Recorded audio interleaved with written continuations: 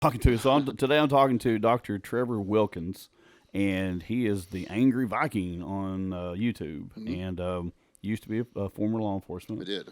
and so just you had some history of just some anger issues, Yep. Oh yeah. and so that's kind of how we had met, and and being in law enforcement, and just that job in general. I mean, it's a you can pick up a lot of trash over the years in your Hmm. brain, and it can be small things, little T's climb up to big T's, and what it means little traumas lead up to big traumas, Hmm. Hmm. and it's a there's a stigmata that's in law enforcement or just any kind of profession of that. It's or even firefighters too. Is you kind of get to where that you don't like talking about things, and you just don't like you kind of keep all this stuff in, and Hmm. I can tell you after a while that stuff will come out, and the only way it comes out is through emotions, and you may not you'll be depressed and don't even know that you're depressed, Hmm. and depression turns into anger, and anger is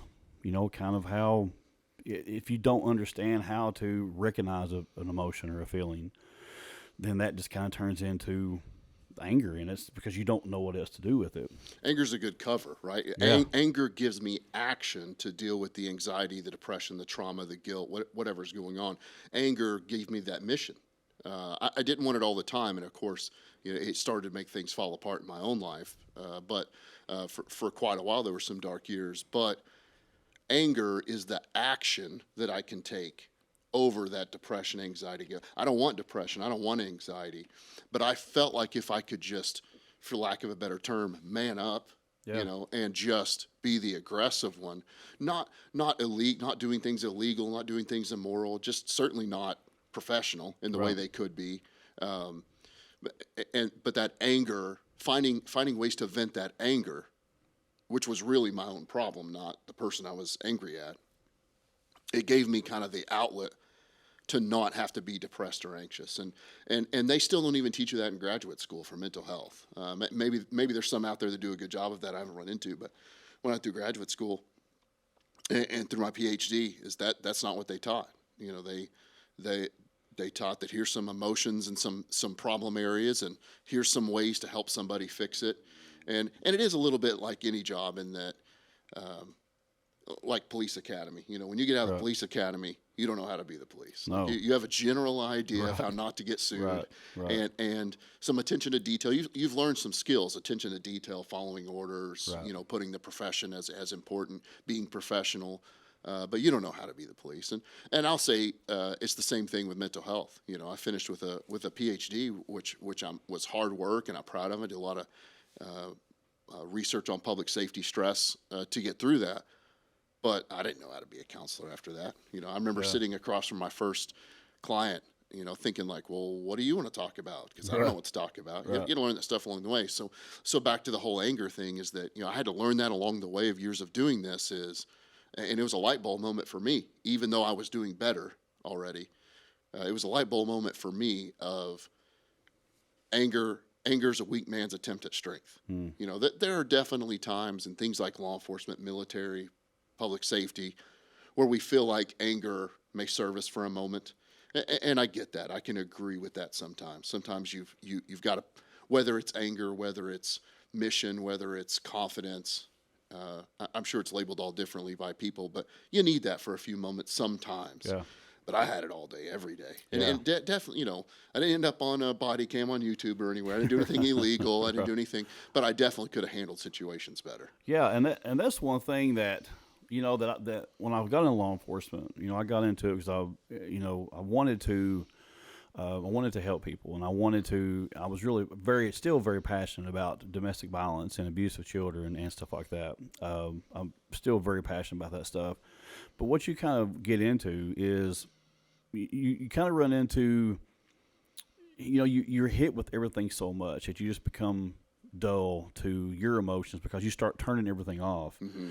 And then you start seeing, well, I say humankind or human beings, and how you see that all you see is the bad thing, the bad part of Hmm. humanity, Hmm.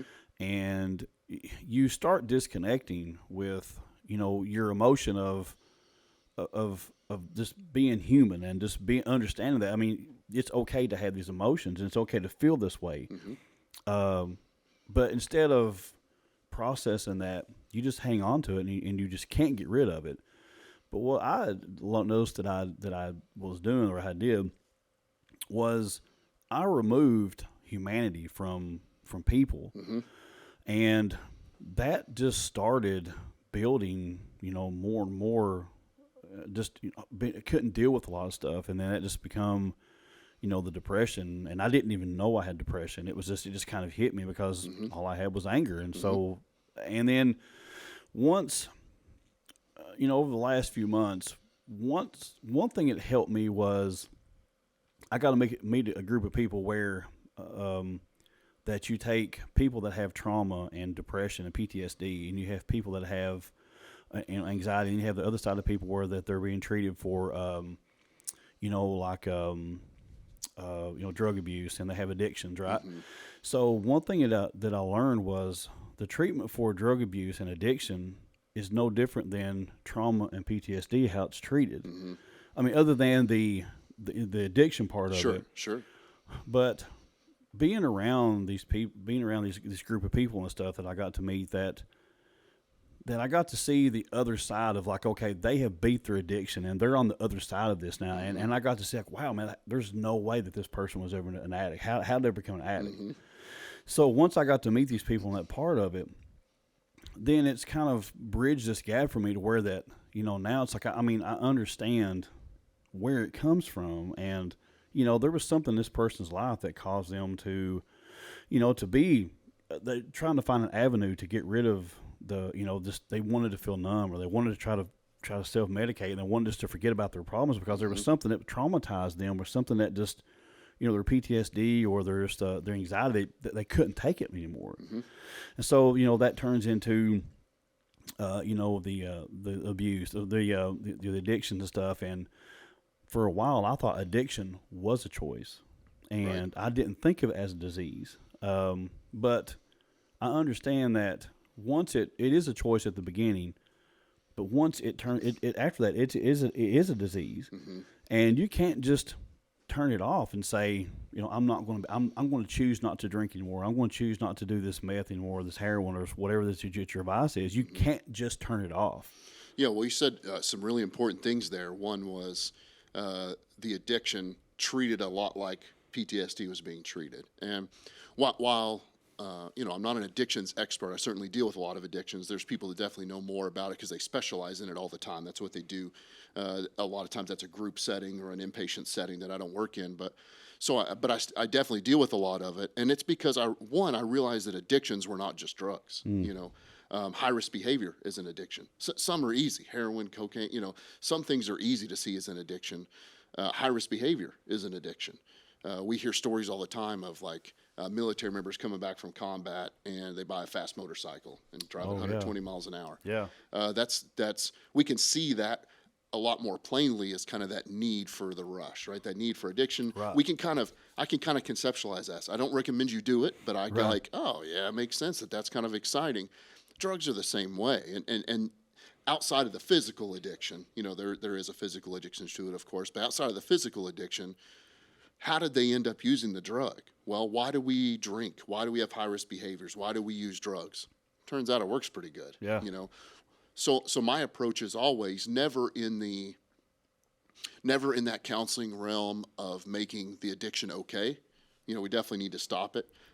We don't want to just pat people on the back and tell them just keep doing what they're doing. We don't want to make an excuse for it. But in treatment, it makes so much more sense to me that they used it to get rid of something, depression, anxiety, anger, guilt, demons, trauma, history of abuse, tough childhood. I like a good bourbon once in a while. Why do I like bourbon? Tastes good and it works. Yeah. I don't want to depend upon it. But why do we drink? Turns out it works okay. Yeah. Right. Why do we have high risk behaviors? Turns out it works pretty good. Crashes us at the end, right. Whether it's a physical crash like a motorcycle, or whether it's, say, I've always believed that things like taboo intercourse or infidelity are are high-risk behaviors. In fact, in my opinion, it's the one you get the most endorphins from, the one you get the most adrenaline from. It's the one you crash from the hardest, though. Yeah. You know, very few people will use drugs and think, well, that was a bad idea. Later they will. Right.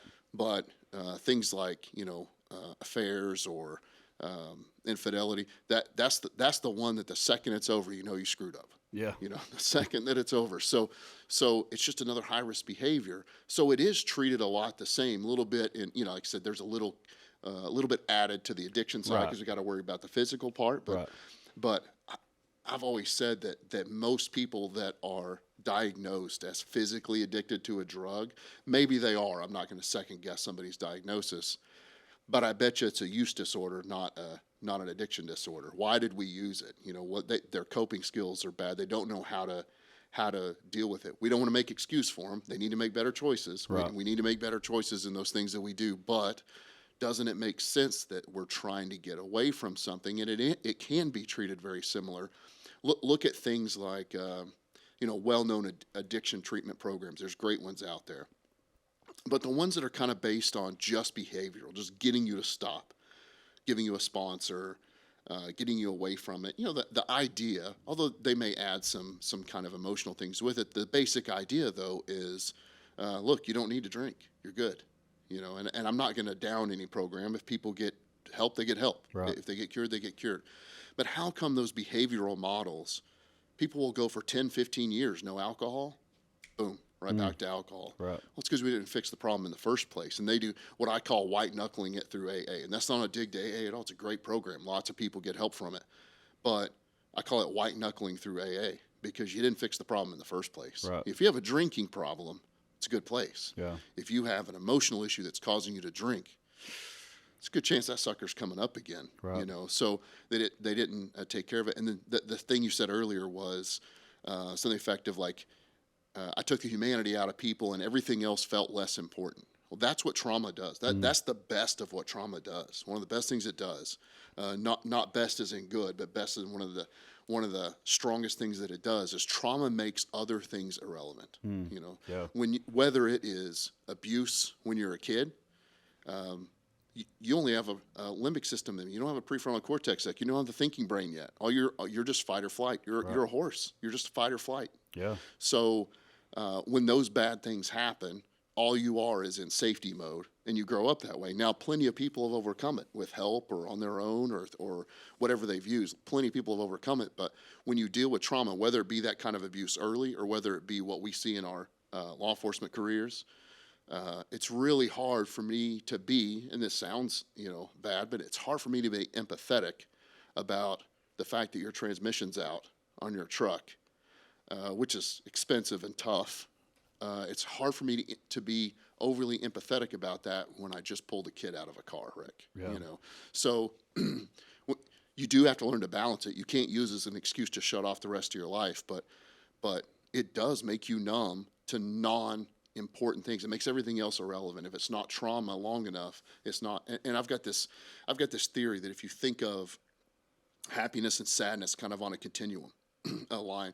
One of the things a lot of people will come in and say, especially public safety members or military members or high-risk behaviors or rather high-stress careers I specialize in, anger, anxiety, they'll say, like, I'm doing better with the anger.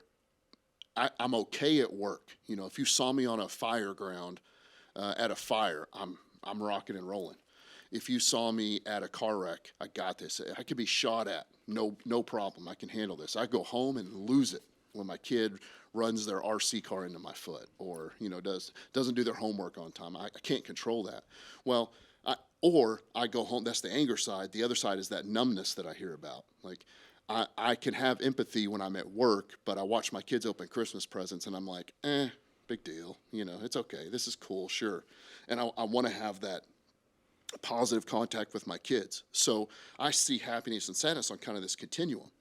And on this side, in the middle is numb because it's safe. And on this side of numb is the bad stuff, and it's incremental, right? It's the time I broke my leg, it's the time I wrecked my car, down to the really bad stuff we deal with. And on the other side of numb, it's incremental, it's the happiness, and it's the time that I got my degree and fell in love and got married and the really cool stuff at the far end. Well, we want to get rid of the really bad stuff. The problem with the brain, though, is it doesn't know plus or minus. It doesn't know where it comes from. It just knows endorphin, serotonin, norepinephrine, and adrenaline. It just really likes that stuff. So that's why bad stuff can feel good sometimes. So to get rid of the bad stuff, we have to get rid of the really good stuff. And we're kind of willing to, to get rid of that trauma in our life. I'm okay with not being overly excited about things. The problem is you keep doing that, and you just move into the middle, which is numb, because numb is safe, right? So whether I stay numb, whether it feels like other things are irrelevant in my life, trauma becomes that filter for everything that we deal with. I know that if